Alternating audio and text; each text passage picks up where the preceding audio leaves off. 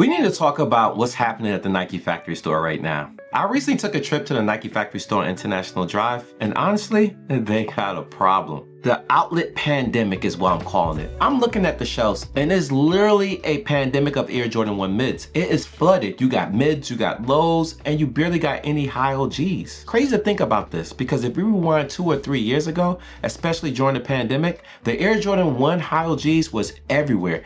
Everybody wanted them, and it didn't matter the cost. They sold out instantly.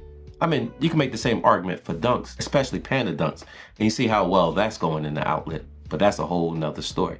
But now it feels like Nike either miscounted or they just went all in on the wrong product.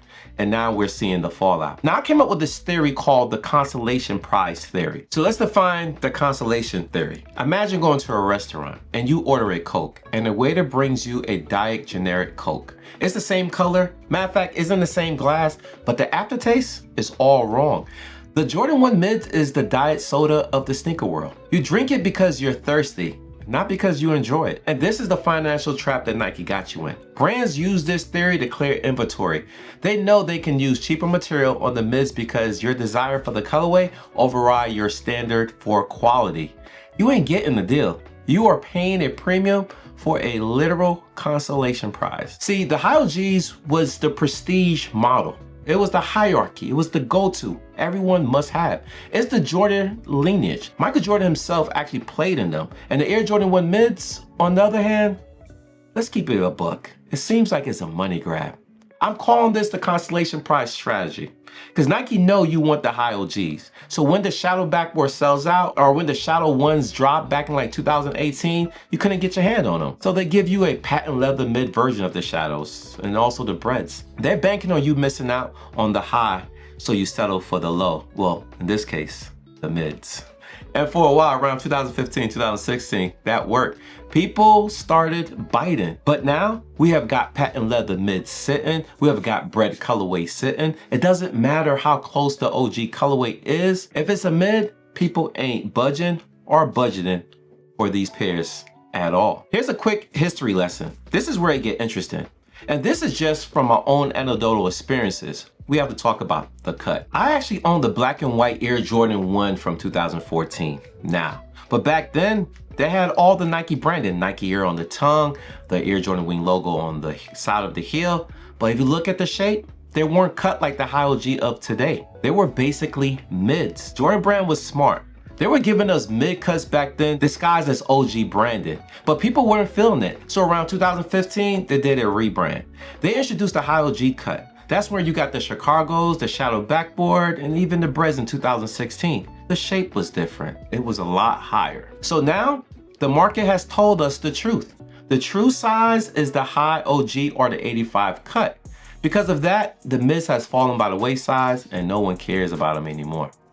Unless you want a consolation prize. But here's a specific example. Let's take a look at the new Love Ones. Back in the days, that shoe came in a pack. It was highly sought after. They rushed them around 2017 and they sold out. We got them again this year. And I'm seeing them now sitting at the outlet and the foot traffic sites for $79. And that same pack, they also had the black toe mids, but they rebranded it or resized them into a weird version of what we call the Air Jordan 1 Low, which we never asked for. I call them the Kool-Aid bottom because if you flip it over, it got that Kool-Aid red. I'm not a fan of it. I'm not a fan of that look at all. The packaging is cool, but the shoe is completely different. A mid versus a low. Not having it. And that's not the only shoe that got dropped in price, because you can get those Kool-Aid bottoms for $89.99. I also saw the shattered backboard lows for as cheap as $54 on shelf.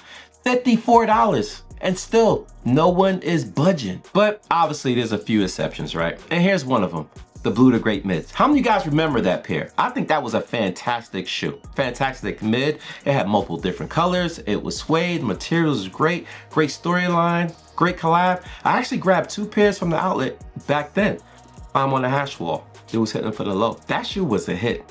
Well, unless it's a unique collab like that, or unless you found for rock bottom price like $54, like I found those UNC patent leather lows that I picked up most recently, the mids are in deep waters and they can't swim. and there's no one to save them. But we're also in an era where we have the 85 highs, we have the high OGs, and unfortunately we got the mids. And with so many products flooding the market, the mids just look like a cheap alternative version that nobody asked for. Anyways, let me know in the comment section, are you grabbing any mids in the future if the price is right? Or are you a high OG aficionado like myself? You know what I mean? I'll catch you guys in the next video. Peace.